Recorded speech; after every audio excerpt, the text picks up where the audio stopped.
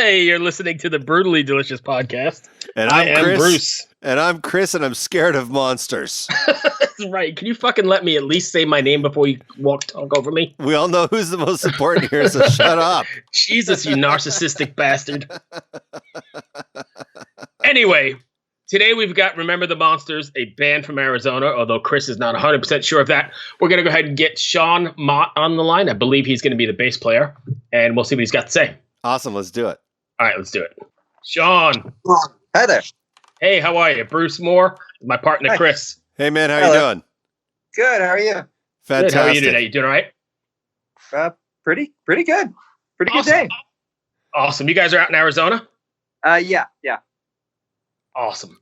If you don't mind, we'll go ahead and jump in, and we can, I don't know if you've listened to us before, but we're kind of not the straight up normal podcast, so we'll just see where we end up if that works for you.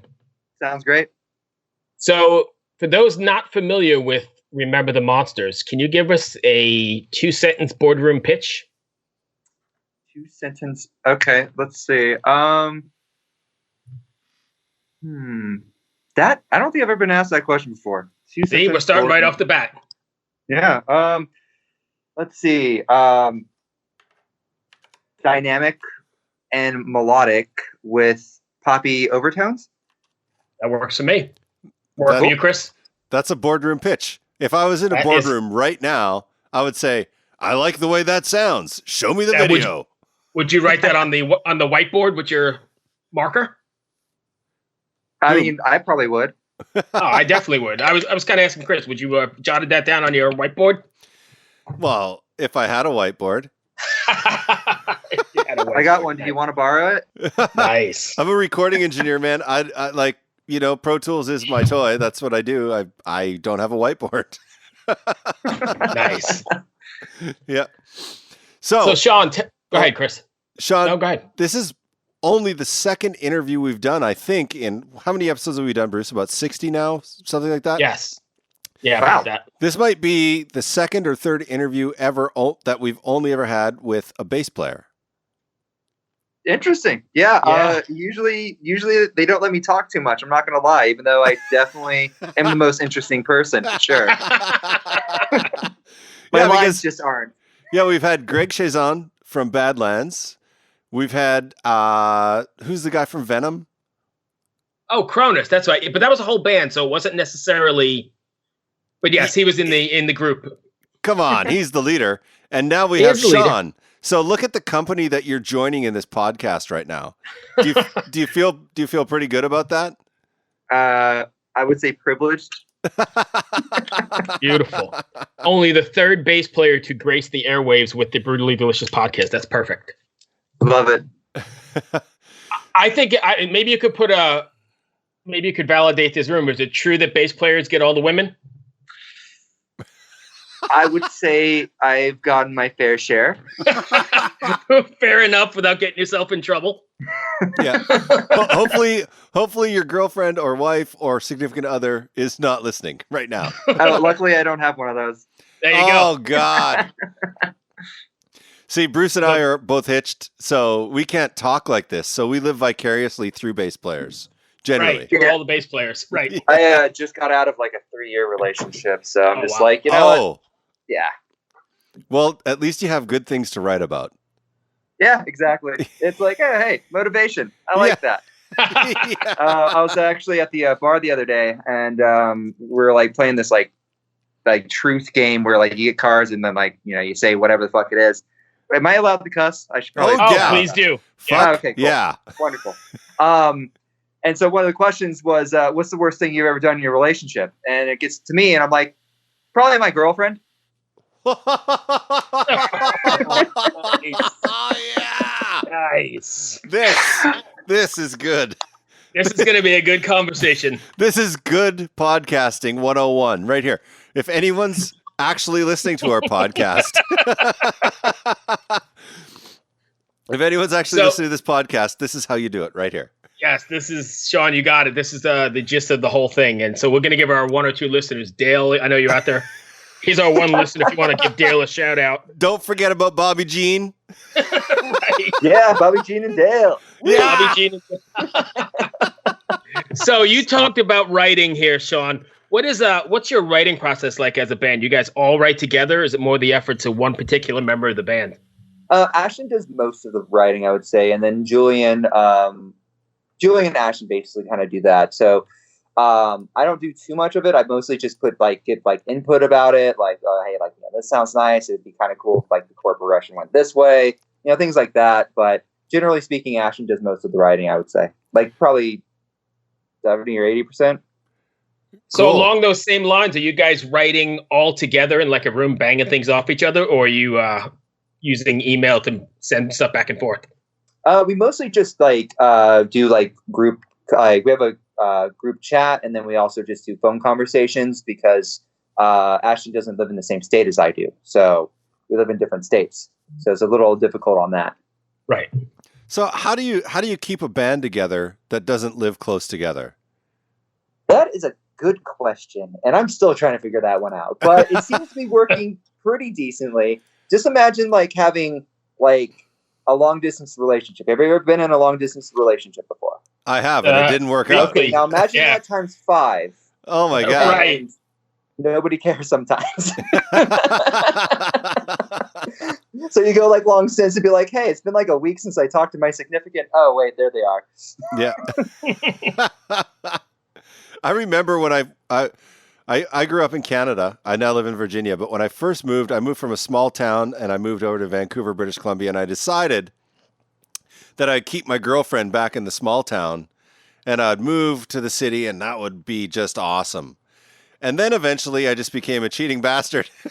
And everything ended. Then everything ended. Yeah. So I often wonder, because a band is a lot like a marriage, you're working, you have to work at it to stay together. And when you're apart, everyone kind of grows in different directions. And when you come back together, how does that all fit together? And that's something I've always wondered about how bands deal with it, especially, like for instance, if you're Motley Crue, it doesn't matter where anyone lives, because at this point they're just your Motley fucking Crue. They're Motley exactly. Right. But for a band of your size, where you're just picking up momentum, you're kind of, young in your career in terms of success, coming back together, how does that all work out from a personality standpoint? Do you find it honestly usually pretty good? We all get along really well. We respect each other a bunch, and we just have a lot of things that we like talking about. We have similar sense of humor. I think that's that's important in basically any relationship, regardless on what it is. So I mean, as long as you can just say a couple dick jokes every once in a while, you're golden. Right. Okay, so I want your favorite dick joke. Oh God. Wait, does yours count? Oh, yeah. Sean, I really like you. Does mine count? If Remember the Monsters doesn't pan out, there's a host opening on Brutally Delicious. Yeah, I'm getting fired. Cool. Perfect. I'm getting fired. I'll squeeze my way in. Hey, there's another dick joke. Hey.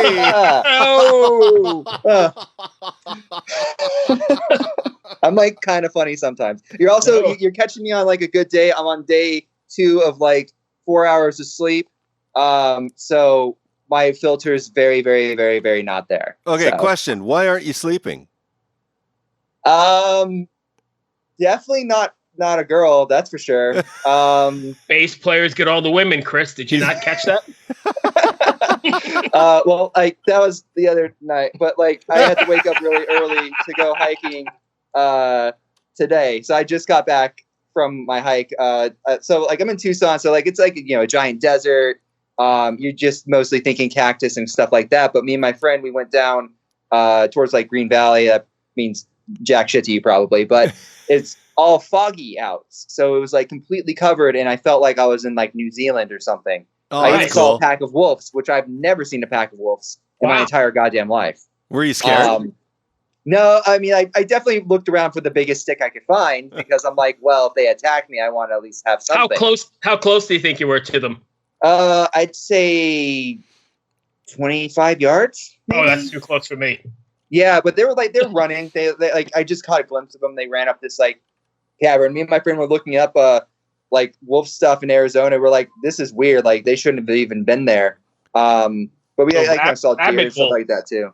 But I love wolves also, but they're also animals and they can rip you apart. And worst thing about getting killed by wolves is that they eat you from your asshole first, and they eat you while you're still alive. So if you're ever going to get killed by a predatory animal, make sure it's a feline cat. Like, just make sure it's a cat, because they will kill you first. They suffocate you, they break your neck, and then they eat you. But dogs, like... right from the bunghole, they're getting eaten alive. Yeah, they toss you salad, but they toss the whole thing. Same with bears.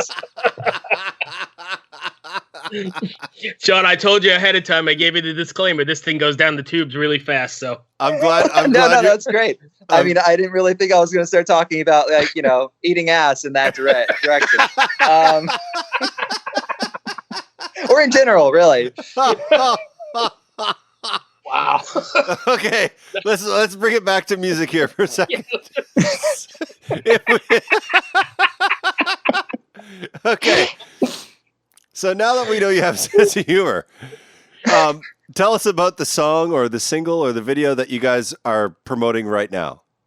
So the video that we just did last year would be Sync. The song that we just released recently is Close Encounters. So I think you're talking about Close Encounters then? I don't know, because I was sent the video, which is the one with like the water and the rain. Yeah, and stuff Sync. Like that. Okay, yeah. So Sync, which is a killer video and an even better song. So funny thing about that video, and like you have to pay real close attention, but you'll realize that there's just not a drummer the whole time. Spinal Tap. Okay. So exactly. So what happened is our drummer got lost and like wasn't able to find the place, so we had to do the video without him. So we're waiting around in this random warehouse in the middle of nowhere. Like, yep, he'll be here any minute. 3 hours later, we should probably just record the video, huh? Nice. Yeah, it was great. It was definitely not stressful at all. Like, for sure. What do we do about the no drummer? Yeah, we're like, well, I guess we'll just shoot it and call it good. So here's a question. How does someone get so lost with a GPS on the phone that they can't find the place where the band's shooting the video? Well, that's the thing. His phone died and he couldn't find a charger, I guess. Oh my God. This is typical drummer stories going on right now. Yeah, usually they don't miss the beat, but sometimes they do. This is the guy that tasked with keeping you guys in time. Yep, yeah, and he was very late, very, very late. Nice, like so late he didn't show up, but like Well, he sounds like a great drummer on the record. He sounds like a great drummer on the record. Yeah, no, he's fantastic. He's not with us anymore. We parted ways with him. Wow. So we have a new drummer, but I'm still friends with him and we still hang out. But besides the point, he's not associated with the band anymore, but it's still a funny story in the sense that if you look really closely, there's the absence of the entire member of the band. That's awesome.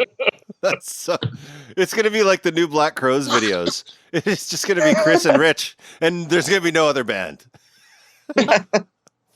Like we don't need more. Do we need 5 members? Yeah. No, just 2's fine. Just 2's fine. Where's all that other sound coming from? What do you guys have planned? What do you guys have planned in support of the record? Are you touring at all? We are not right now. We're planning on trying to get something together. It's just trying to get all the parts to move correctly and in the same direction is very difficult with the distance. But it's like,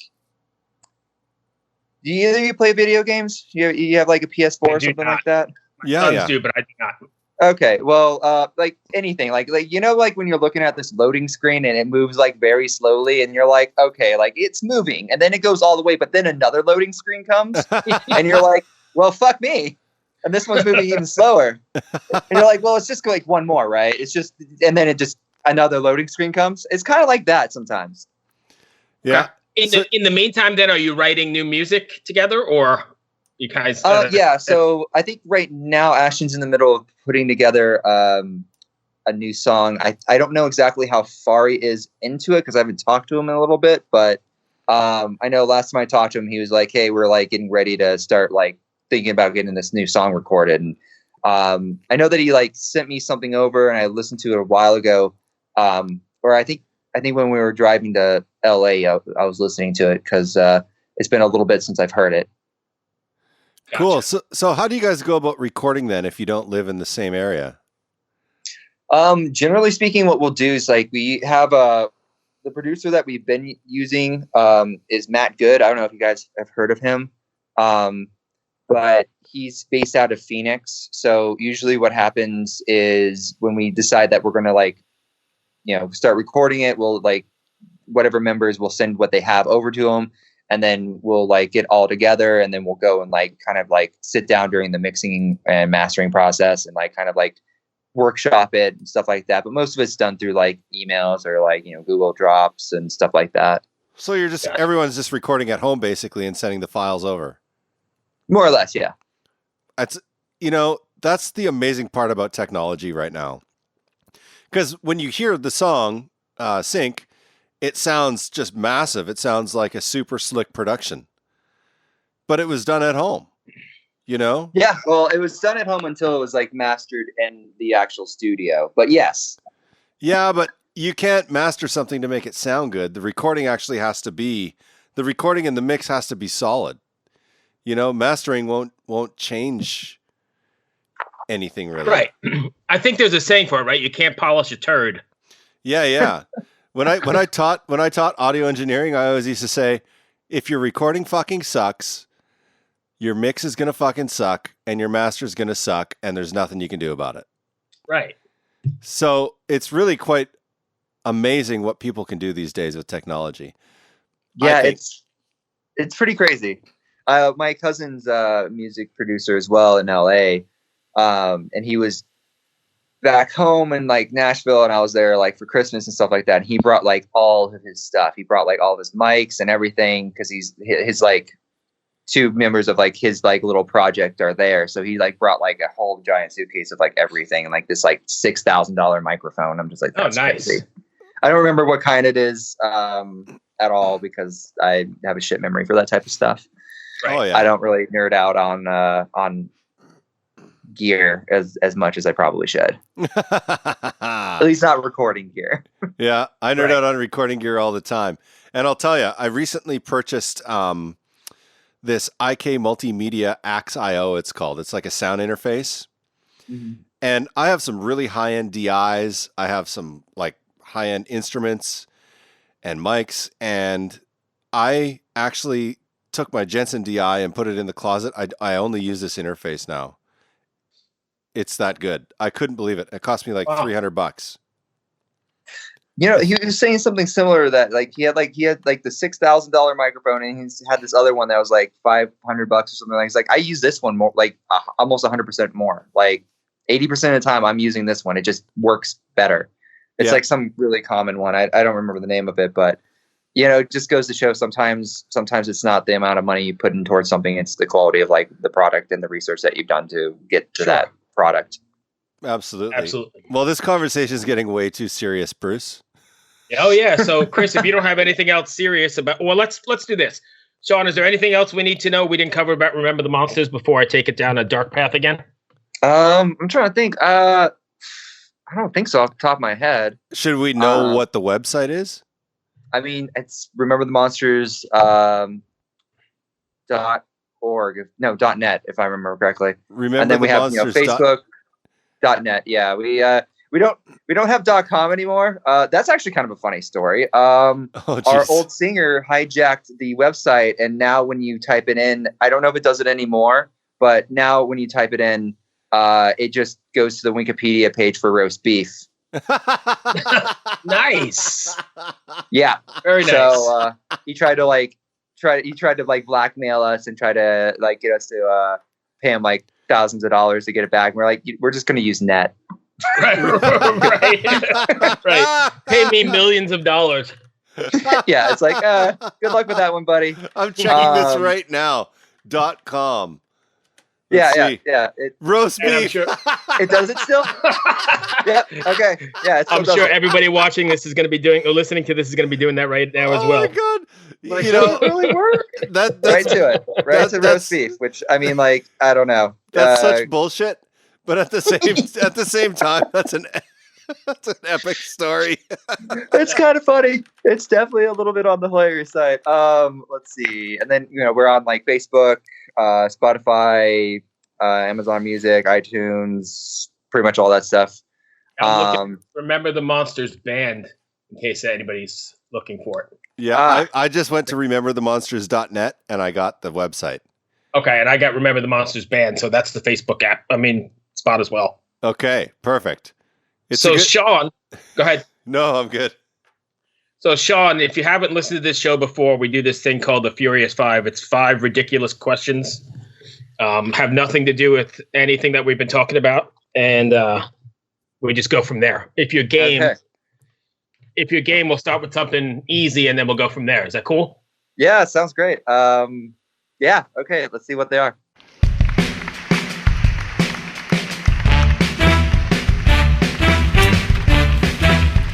The brutally delicious, Furious 5.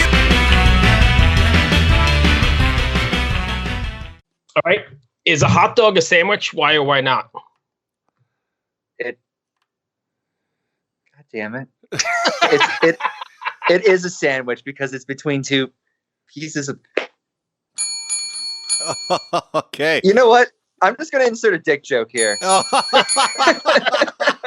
You're gonna insert That's your that sausage question. into a bun or what? Yeah, essentially, yeah. Just going to put my salami right there. Yeah, I want to go with yes. I have no supporting facts, though. So Okay. we just talked. Go ahead, Chris. You can tell the story. Okay, we just talked to a guy about an hour ago, and he had the most insanely correct answer that I've ever heard. And his theory is that if the bun is still joined together, it's not a sandwich. But as soon as the bun becomes unjoined, it becomes a sandwich. I would agree. That's very interesting and very deep as well. It was a very Wait, are analytical we still talking about dick conversation. jokes? Yeah.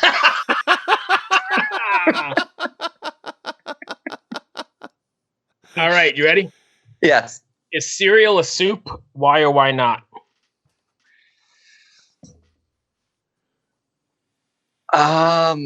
Yeah, because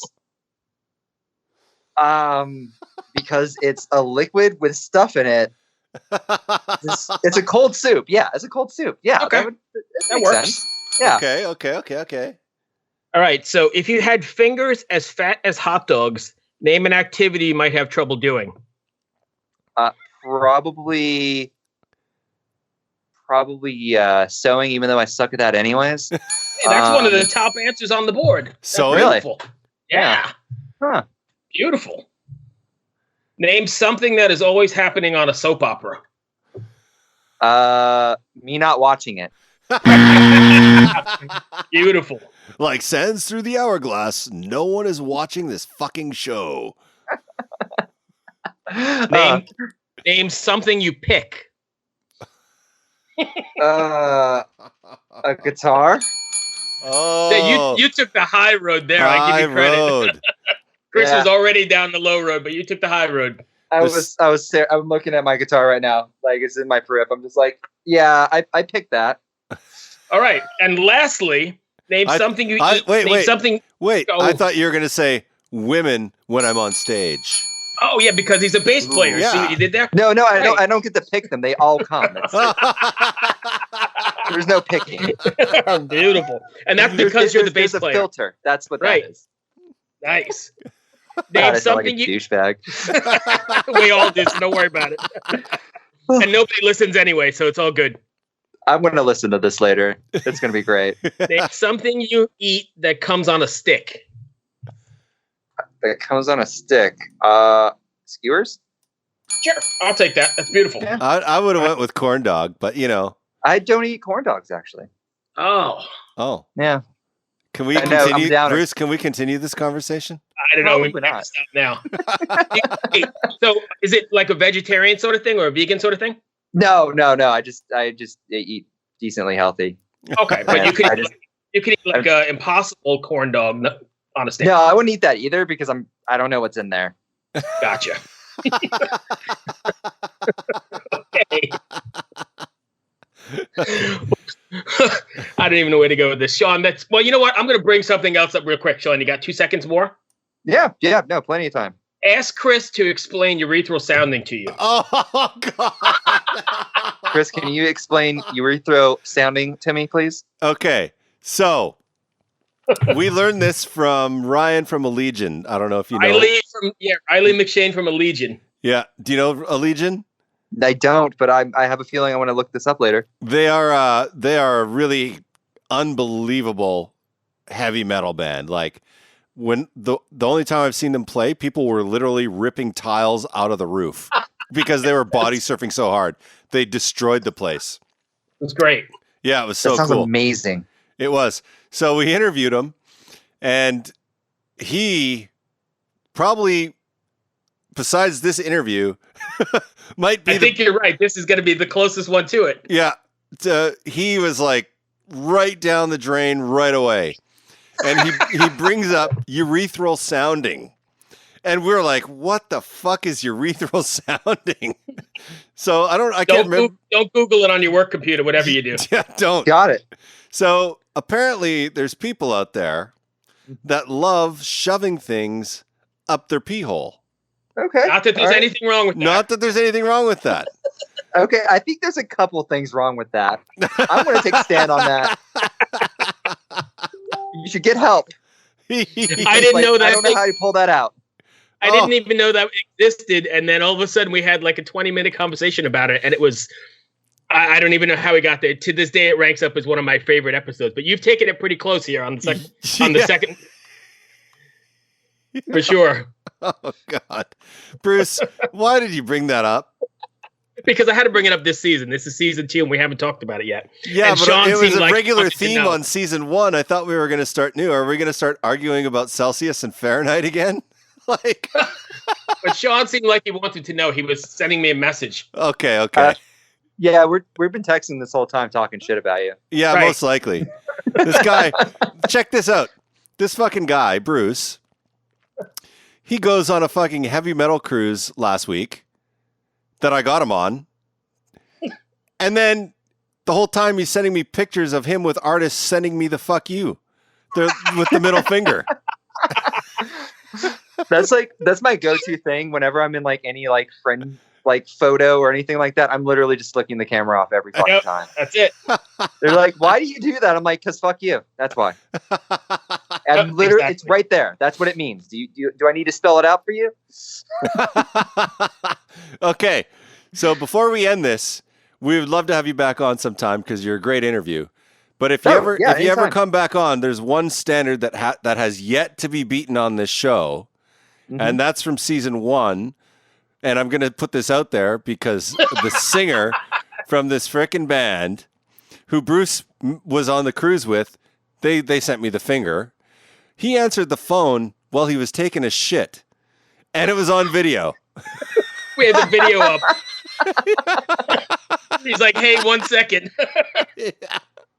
So wow. If you come back, there's a bar that has to be lowered. It doesn't have to be raised. It has to be lowered. I'm just joking. I really appreciate the time that you spent with us today, and good luck with the band. If you ever come tour through the DC area, please let us know. I'd love to check you out. Yeah, absolutely. Definitely. That'd be great. Thank you so much for having me on. This has been a joy. Good. I hope it wasn't too bad. I'll send you a link, and Sean a link when it's up. Okay, perfect. You guys have a good one, my friend. Thanks. We'll see you. Cheers. Oh my God. I love when they're good ones. Hello out there. Yes, hello out there, everyone. I'm Hal Schwartz. And I'm Flynn McLean.